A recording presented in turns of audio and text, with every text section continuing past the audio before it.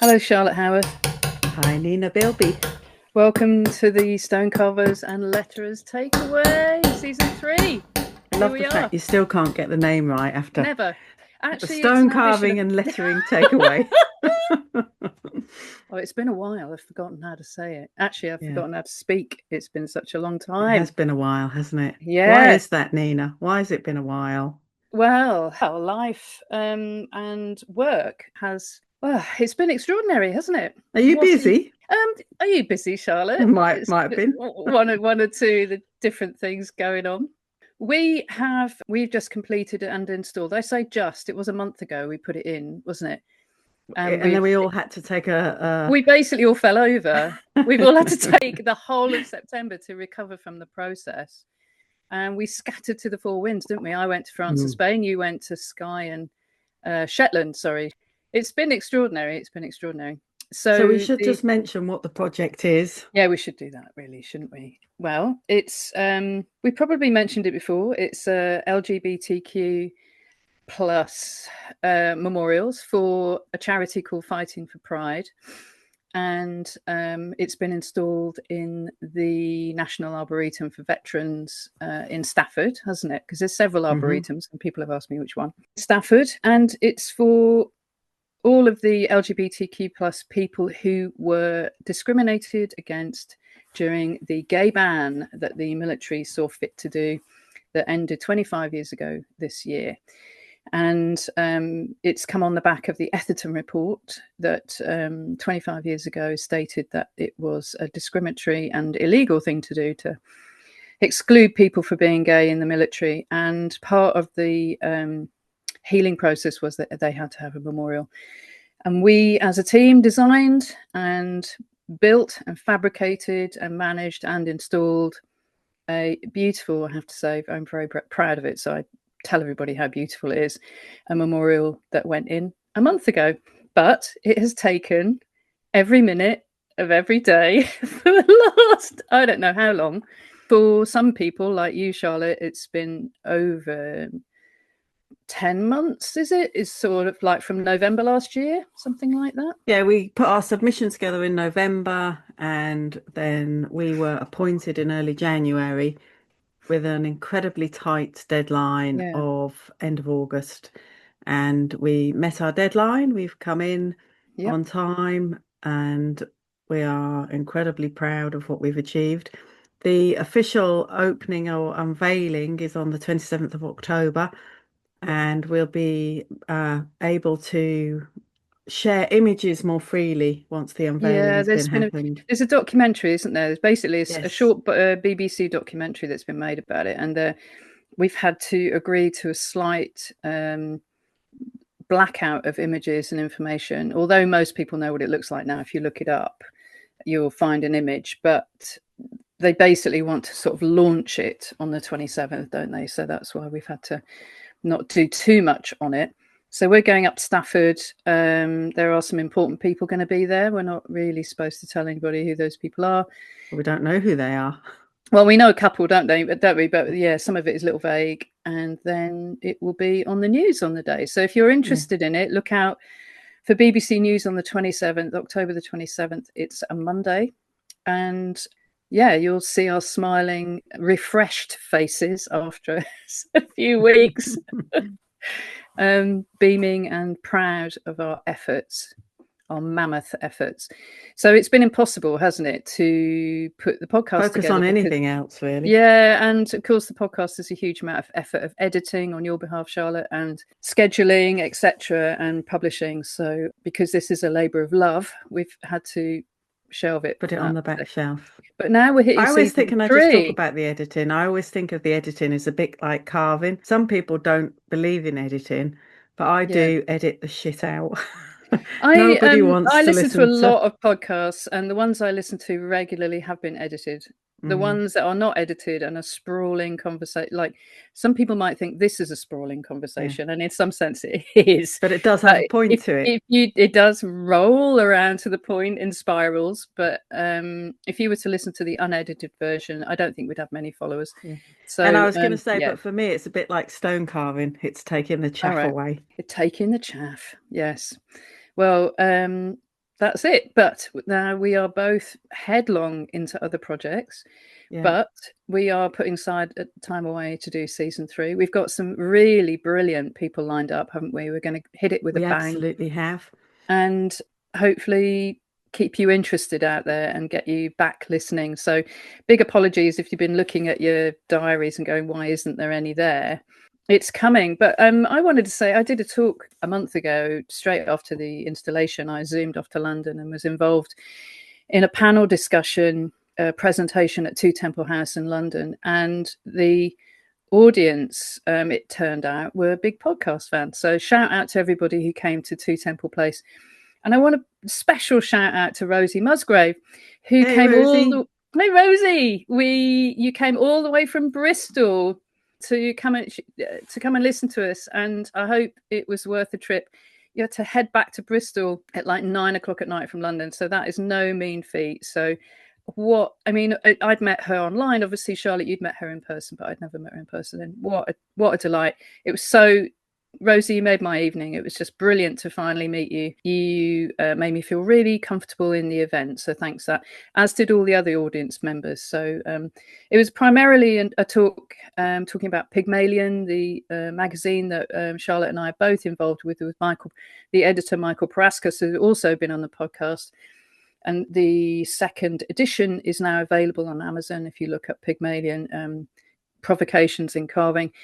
Talking about things in there. So stone carvers out there, here is a little shout out to you. If you would like to contribute to Pygmalion and you think you have something you want to talk about in the carving community, get in contact with Michael, and he is taking submissions now for the third edition.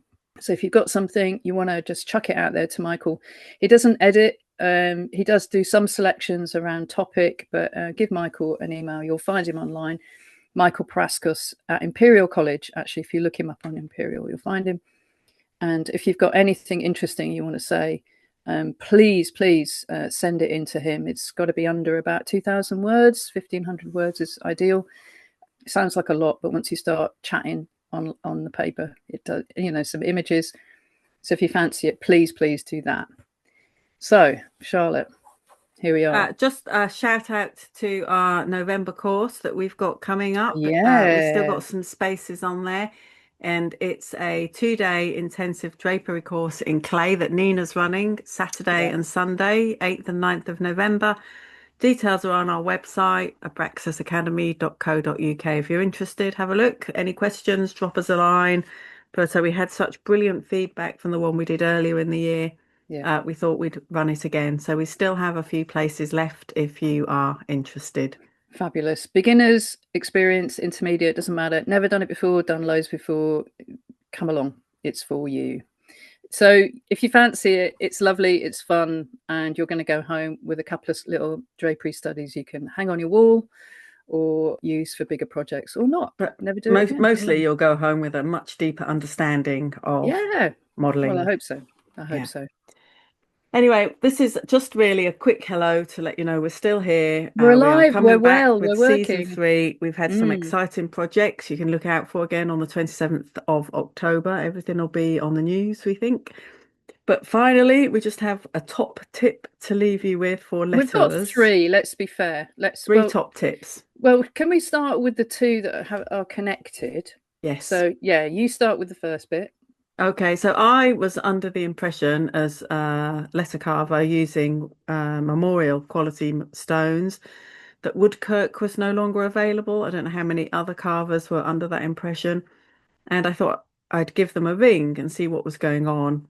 So if you don't know woodkirk, it's a beautiful stone, York stone, very soft for York stone and very finely grained.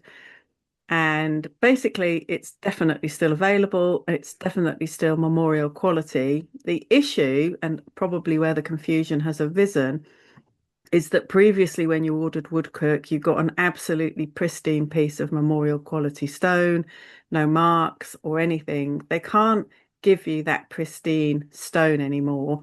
It will come with little flecks. They're sort of like a little coal or charcoal looking fleck, but actually they're still the same quality, just visually there is that difference. It's not a flaw, it's not a fault or anything.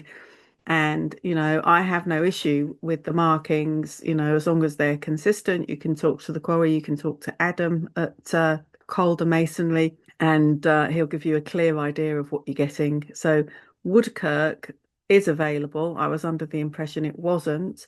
And I just thought I'd share that knowledge for people who, like me, were under the misapprehension. So my top tip on the same theme is that because of I'm in leading the restoration of the west door of Temple Church, which is in Fleet Street, very famous Romanesque church or door, Romanesque door, that Khan or Khan stone B bed, which is the beautiful, beautiful bed.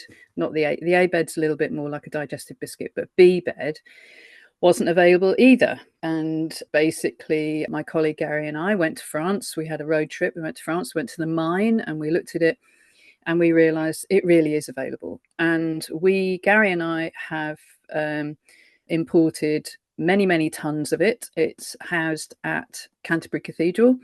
And we've gone into sort of partnership with Canterbury, bringing it in. And if you're interested in Caen B bed, for those people who know Caen, you'll understand why it's so special that this stuff is now available. It's a stunning, soft carving stone, absolutely extraordinary. And if you're in any doubt what you can do to it, take a trip to Temple Church in Fleet Street, and it's available. So if you are interested and you want some samples, or you want to buy some B bed, you contact Emlyn Harris at the Canterbury Cathedral Works or Canterbury Cathedral Yard, and he can probably sort you out with a sample. So the beds are short, they're only about 300 tall, but you can get about 500 in length or depth. But they're not very tall beds, but the quality, I've got a couple of bits on the bench at the minute that I'm carving some samples, and it's absolutely beautiful. If you like that kind of stone, some people don't like soft limestone. I'm a big soft limestone fan. So if you're looking for calm B bed or something different, contact Emlyn and he'll give you a price. It's both exciting things for us, those brilliant things, yeah. Because you assume, you get told on the grapevine that these things aren't available, you stop looking, and then you visit a mine, and then suddenly it's there, tons of it sitting there waiting. So it's lost in translation sometimes. Somebody has a bad experience, and then suddenly it's no good, and then that kind of whispers down the channels, isn't it? So it's lovely and positive to find these stones still available. And the final top tip we have is... this is interesting to me. Not that I can do it or use it, but it's interesting for people who letter and letter carve and design with their own lettering. So I've previously spoken about a piece of software called Fontself, which is an add-on to Adobe Illustrator or Photoshop, and you can design your own typefaces. And I've been using these pieces of software for a while now, and I found them invaluable. And for the job that we've just finished for the National Memorial Arboretum, the LGBT plus Armed Forces Memorial, it's got a big 4-meter diameter York stone base with a circular inscription running around the edge. And so, of course, getting everything lined up across all the joints along the lines is challenging, is the word. I'd just say it requires careful consideration and careful layout. And so I use this type program. So I designed my letter form for the project and turned it into a typeface. And then I could type my own letters using the Illustrator functions and get everything laid out exactly as I wanted it. I drew everything up at full size in Illustrator, sort all my spacing out, look at how everything is laying across the jointing, because of course there were lots of joints that we had to work with where we didn't want the letters to fall in the wrong alignment. Then I had the drawings printed out at full size. I don't normally trace my lettering down, but in this instance I did. I made minor alterations from the tracings, but they pretty much were everything where it needed to be. And it just meant that I could trace my own letters down in a really big scale, and I didn't have to make any changes to the forms. I could sort everything out digitally before preparation for carving. And it was the little bit of software Fontself that allowed me to use my own letter form to do that and work in a really efficient way. And I've always thought, God, it would be really good if this program was a standalone where you didn't have to have Adobe Photoshop or Illustrator, because they've got quite high costs. And then about a month ago, I had an email from a guy called Franz Hoffman, who is one of the people who helped set up Fontself. I don't know if he's done it by himself. I don't know quite how the company works. Just looking to talk to me. He'd seen my work online, looking to see how I used, if I used, how I used it. And we had a really lovely conversation. And he told me that there is now a standalone program for Fontself for iPad.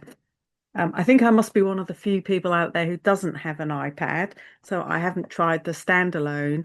But if you're interested in working like this, I mean, it's the beauty of Fontself is it's a really simple program to use. I have used Fontographer many years ago, but it's a much simpler program to use. You can very quickly learn how it works. There's got brilliant online, really clear instructions you can follow.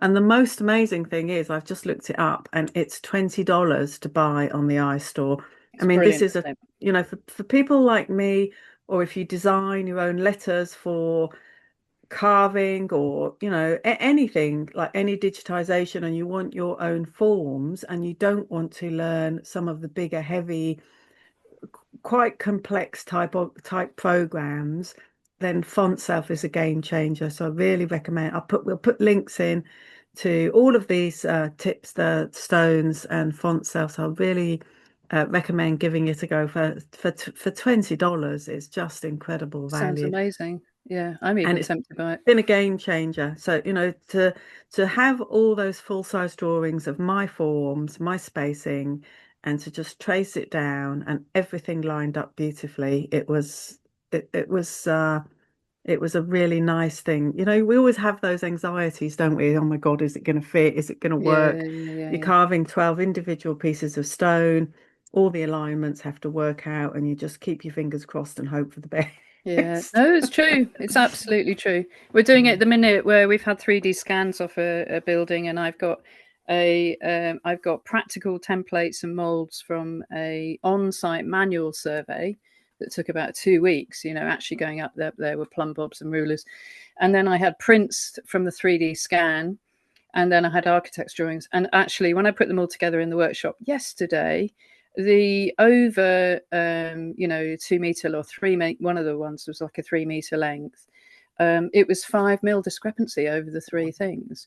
And you have that anxiety, like this is not going to fit, it can't fit, how can it fit? These are three very separate pros, or two particular very special. And when they fit, because you've got the right people and the right technology basically, and the Yeah, right skills, right technology. yeah, and you use it. And people who use it properly Exactly. understand it. Yeah. I want to say, I've just been quickly looking at emails. I want to say hello to Taz Wansborough, Hello, who I Taz. hello Taz in Australia. So g'day, mate, and very bad Australian accent there. Lovely, lovely email. Thank you so much for your positive feedback on our rambling chats and our interviews, and welcome to season 3. Thanks for the email. I think that's it, isn't it? Yeah, I think so. We've said everything we've got to say. We're out. So both of us are gonna go to the workshop, carry on making a mess, and we will see you very soon at the beginning of season 3. Back on the 10th, we think the 10th of November, 10th of the month, like we usually do. So 10th of November. Look out for the next episode, and happy chipping, everybody. Happy chipping.